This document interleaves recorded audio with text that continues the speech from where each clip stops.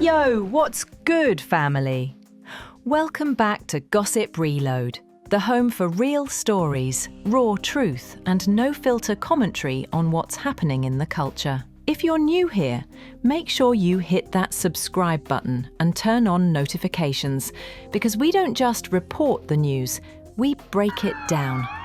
Today, we've got a heavy one, a tragic, heart-wrenching story out of Chicago, one of the worst mass shootings the city has seen in recent memory. And trust me, this one hurts. It all went down in a stretch between 44th and 48th Streets, from Cottage Grove to Lake Park Avenue, deep in Chicago's South Side. This area is no stranger to gang activity, but what happened on this night was unlike anything locals had seen in years. Two rival gangs, both heavily connected to the Chicago drill scene, crossed paths in a confrontation that was never supposed to happen. We're talking about THF 46S and 051 Young Money, two names that ring bells in the streets and in the music. And when these two clashed, it turned into all-out warfare. Gunfire erupted in the middle of the evening. Reports say dozens of shots were fired in under a minute. Witnesses described it as sounding like a war zone. Non-stop, no warning, no time to react. When the gun smoke cleared, 15 people had been shot. 5 of them didn't make it. And the most heartbreaking part, among the dead were 2 innocent kids caught in the wrong place at the wrong time. They had nothing to do with gang life. They were just living, being kids. And now, their families are forever broken. Crime scene footage, flashing lights, yellow tape, emergency responders, blurred bodies being wheeled into ambulances. Let's pause for a second. We talk a lot about drill music. We talk about street culture, but this is the aftermath. 5 lives gone, 15 others forever scarred, and 2 kids who never even got the chance to grow up. Their names deserve to be remembered. Their stories deserve to be told. And this cycle, it has to stop. This isn't just about gangs. This is about generational trauma, poverty, broken systems, and yes, the culture we consume and support. The drill scene has turned into a battleground both lyrically and literally. And while some use it as a way out, others use it to settle scores in public, with real consequences. This is bigger than music. It's about the lives we're losing daily. So what do we do now? We can't bring back the lives that were lost, but we can bring awareness. We can have real conversations about what's going on in our cities. And we can stop turning tragedy into entertainment. To the families affected, our hearts and prayers are with you. To the youth watching this, your life is worth more than a street name or a viral song. Choose peace, choose purpose, choose to live. Trigger Happy Family, known as THF 46, carving out a powerful presence on Chicago's South Side, emerging from the neighborhoods around 44th to 48th Streets, such as Woodlawn, Kenwood, and Fuller Park. THF 46 dominant gang set affiliated primarily with the Black Disciples, BDS, one of Chicago's most historically significant street organizations. The gang earned its name Trigger Happy Family for its reputation of rapid and ruthless use of firearms, demonstrating loyalty to the group, much like a family bond. They controlled an important swath of territory, roughly between 44th to 48th Streets, stretching from Cottage Grove to Lake Park. This area became a hub for their criminal enterprises, including drug trafficking, shootings, and territorial defense. Within THF 46, several cliques developed, notably the Mix, Renegades, and the Baby Walkdown Gang, BWDG. These subsets controlled different blocks, allowing for decentralized but coordinated operations. While this organization gave THF 46 strength, it also sometimes led to internal rivalries and power struggles. THF 46's territory and influence positioned them against multiple rival gangs on Chicago's South Side, with their most notorious enemy being 051 Young Money 051 YM. 051 YM, controlling adjacent neighbourhoods, engaged in violent turf wars with THF 46 that would erupt in most waves of shootings and murders. Other rival gangs included 757, STL/EB, Jaro City. These gangs often battled for control of street corners, drug markets, and neighbourhood respect, escalating violence and tension throughout the city. Perhaps the most nationally recognised tragedy involving THF 46's violence was the death of Hadia Pendleton. Just weeks after performing at President Obama's second inauguration, Hadia was shot and killed in Harsh Park during an afternoon stroll. She was an innocent bystander, caught in the crossfire when two Suwu TTB gang members, Kenny and Kells, fired shots targeting a THF 46 member. The shooting stunned the nation and became a symbol of the indiscriminate toll gang violence takes on communities. Kells was sentenced to 84 years and Kenny to 42 years, marking a rare instance of accountability for gang-related violence at such a high-profile level. Later, the cycle of violence continued with the shooting of Amanda Fitch, known as Big A. Amanda was affiliated with 051 Young Money and was killed outside a gas station on 66th and Stony Island. Her brother, an 051 YM member, claimed the shooting was ordered by a THF 46 member called Beizu, though no arrests were ever made. This murder intensified the already brutal rivalry between THF 46 and 051 YM, sparking further retaliation. In August, Jaden Rivers, aka Lil J or the Nightmare on 46, was fatally shot. Lil J was a notorious member of the Gangster Disciples and involved in conflicts with THF 46's Money World/Money Boys faction. His death was reportedly orchestrated by Cooper, a THF 46 member, marking yet another violent episode in the ongoing gang warfare. A THF 46 member, known as BA, was arrested and sentenced to 55 years for murder. His arrest was significant for the gang, removing a key player from their ranks. However, nearly 11 years later, in April 2025, BA was exonerated and released due to new evidence. His case highlights the challenges in prosecuting gang-related crimes and raises questions about wrongful convictions. Lil Ak, a feared enforcer within THF 46's Baby Walk Down gang, was arrested after allegedly shooting at a police officer with a modified Glock. Sentenced to life imprisonment, his incarceration removed a key violent figure. Rumours persist about a possible appeal and release, but these remain unconfirmed. His arrest deeply impacted THF 46's operations and morale.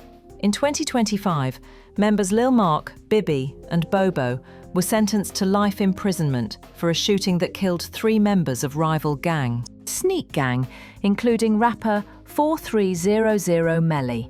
This crackdown marked another blow to THF 46's leadership and power, with law enforcement making significant inroads against gang violence. The loss of prominent members through arrests or murders has caused instability within THF 46. Power vacuums created by these losses led to infighting among cliques, weakening the gang's unity.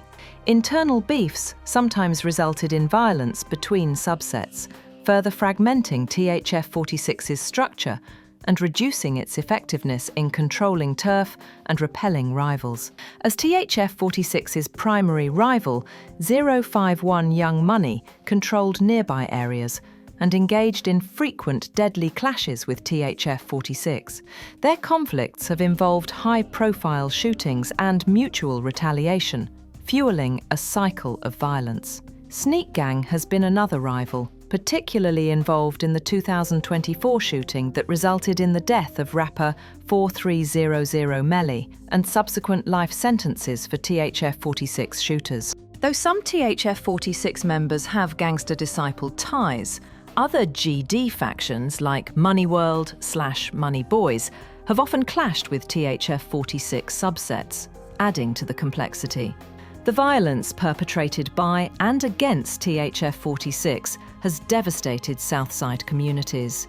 Beyond the gang members, innocent residents, including children like Hadia Pendleton, have been unalived or traumatized. Neighborhoods under THF-46 influence experience high levels of fear and instability, economic decline due to unsafe environments, distrust between residents and law enforcement, disruption of community cohesion and opportunities for youth. The cycle of violence, incarceration, and poverty feeds into one another, making the issue deeply systemic.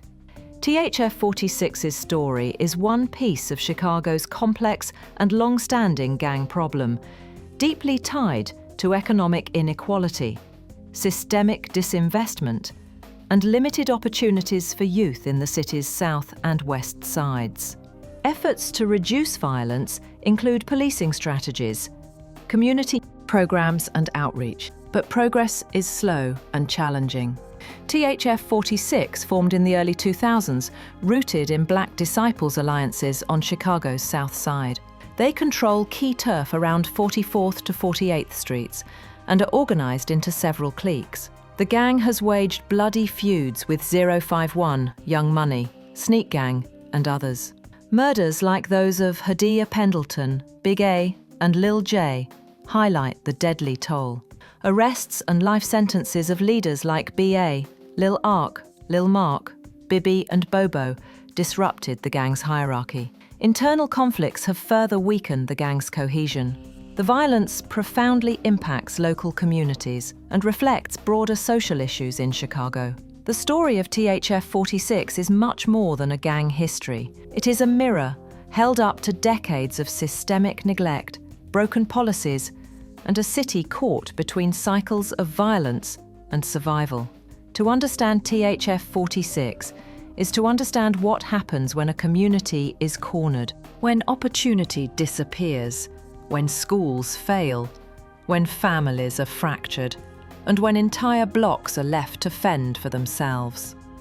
THF-46 arose out of the members of older gang structures, carving out their identity in the streets between 44th and 48th, holding fast to territory as if it were a lifeline.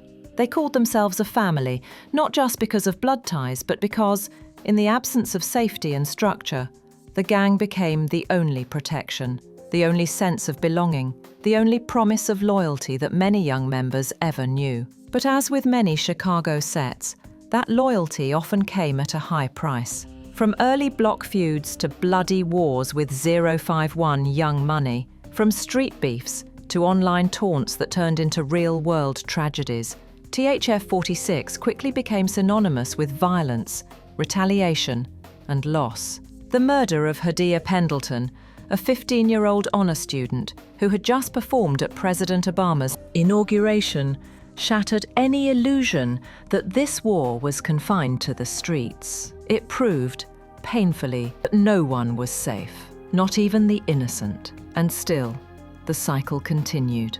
Dozens of young men would be lost in the years that followed, some buried, some imprisoned, some permanently scarred. Figures like Big A, Lil J, B.A., Lil Mark, Bibby, Bobo, and Lil Ark would become infamous names, etched into police files, rap lyrics, YouTube documentaries, and urban legend. Shooters became martyrs, victims became enemies, and the lines between right and wrong blurred into survival. Even within THF-46 itself, internal friction began to eat away at the so-called family. Subsets like the Baby Walk Down gang rose and fell. Leadership splintered, trust broke down. Some flipped, some fled, some died by the same gunfire they once controlled. Others tried to find redemption, but struggled to escape the weight of the past. And yet, for all its darkness, this story is not just about violence. It is about... Because gangs like THF 46 don't emerge out of thin air. They are forged in disinvestment, in abandonment, in the absence of opportunity. They grow in places where there are more liquor stores than libraries, more funerals than graduations, and where children learn to run from gunshots before they learn to read.